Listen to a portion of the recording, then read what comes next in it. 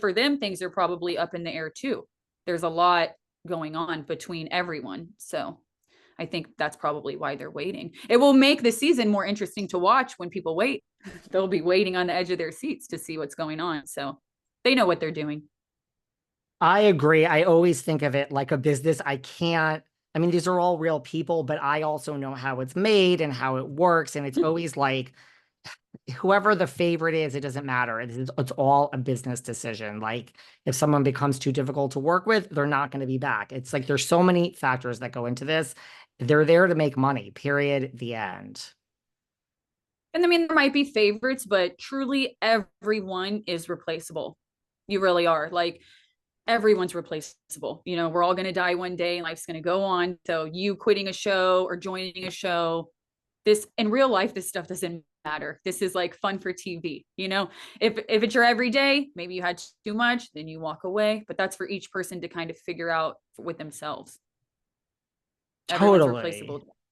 Totally. Well, I mean, you look at Christine Quinn in the beginning. I mean, it was her show per se. I mean, it was all about her and Chrishell. I mean, she's gone. And I mean, I love me some Christine Quinn, but the show didn't miss a beat. Exactly. Things are going to carry on regardless. And like we'll use the New York Housewives as an example. That cast was on there for a while. It started to get a little bit stale. They got rid of everyone and made a whole new cast. And then what happened? It was a genius thing to do. It totally revamped and did the show. So I'm not saying Selling Sunset's going to do that, but it's an example of there's plenty interesting people. There's a lot going on in the world, lots of drama. If you look for people, you'll find them. There's plenty of people who are going to bring the drama, you know, and the success and all of that, especially in LA. We have like, there is so many people here, you know, that have so much star quality and success and business aspirations, and they're beautiful and they're all of those things. So you're literally here, you're fighting with the best of the best to get that spot. So everyone is replaceable and they could go get a whole new cast. And I think the show would still do amazing. I think so too. You don't think that's going to happen though, do you? Oh, of course not, because this is how, you know, you got fan favorites and it takes time to build up these characters. So that's kind of one thing about me. Everyone that's cast on the show kind of has their character. It shows a little bit about who they are, the dynamics of who they are. With me, you don't get to see all that. You don't know the listings I'm working on. I have a $70 million listing. I don't think anyone on Selling Sunset has ever had that. And I got that a few days ago, right after this. So for me, I'm doing pretty good.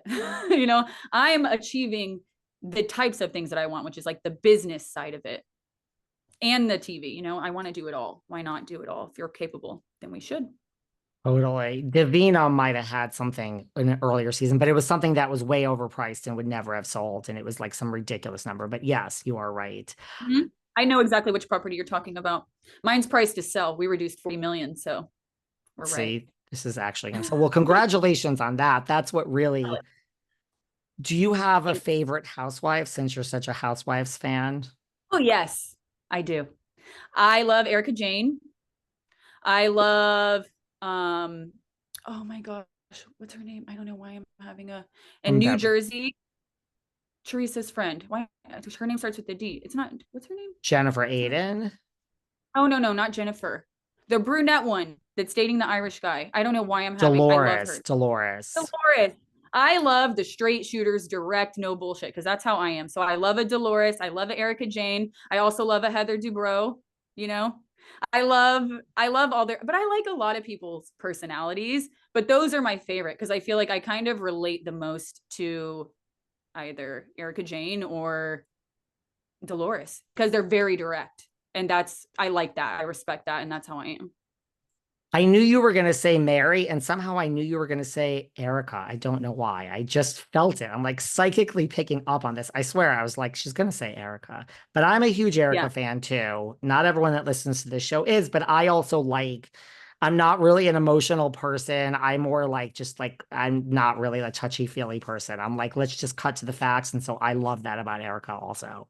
That's exactly how I am too. So that's why with those people, you know, I admire to be able to be truthful and direct and blunt in an uncomfortable situation. That takes a lot of guts. So I admire the people that have the guts to do stuff that other people don't do. I like the directness. I appreciate it because then you're not searching or wondering or going in circles. And those things drive me crazy.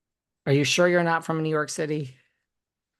My dad that raised me is from New York, so I grew up like a New Yorker. Yeah, I'm from the East Coast. If you can't That's tell. what it's just like. Me too. I'm just like, let's just deal with it. Like, yes, I love living between New York and LA, but my energy is more in New York, although people in LA think I'm like a local and I'm like, I love it, but I'm such a New Yorker. I think it's so obvious when I'm there. But anyway, what about, because before we wrap up, like, why do you think, because like, you mentioned all these agents and you have a $70 million listing and like, but the agents on selling Sunset, why does it keep coming up? Chelsea was just asked this during an interview. Josh Flagg is always saying this. Why is there this reputation that these are all fake agents? Is it because everyone is just so stylish and gorgeous and beautiful? Not that you can't be both, but that narrative does 8 seasons in, it's still like I used to ask it in the first season that I did these interviews. I don't ask it anymore. But Josh Flagg just said something a few weeks ago, and it just came up with Chelsea like last week in an interview. Why is this narrative out there? And it's not out there about, Ryan Serhant's company or, selling or $1 million listing LA. Yeah. Well, I think there's two very different things that people need to realize here. There's real estate and then there's TV.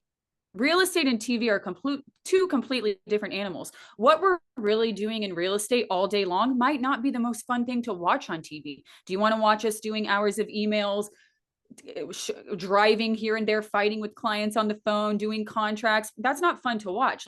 The most of what we do is a lot of work. It's not fun. It's not showcased in the best way for TV. So when you're on TV, we're showing up the glitz and the glam and the most dramatic things and the confrontations because people want to see the drama. They love to see the houses, but maybe the real reality of what happens in real estate is not actually as fun to watch as people would think because it's really hard work. It's really hard work. It's 24/7. Your phone's ringing all day long. You have to work out so you don't lose your mind. You have to be available to all these people, editing, filming everything, posting it, doing the work. Like you have to do everything and more. And then you're on TV, then you're doing even more of it. It's a bigger scale. It's more, it's more controlled too. So the reality of what real estate really is might not always be the most fun thing to watch. They want to watch the highlights and the drama and those kind of things. So they're very different. And selling Sunset is about the fashion. It's not when you put $1 million listing and selling Sunset next to each other and owning Manhattan, Ryan Serhant's, they're all completely different animals. They're all something different. And I feel like that's why they all are popular in their own way. We want to watch the drama. We want to watch the fashion and the ridiculous outfits that no one would ever wear to an open house.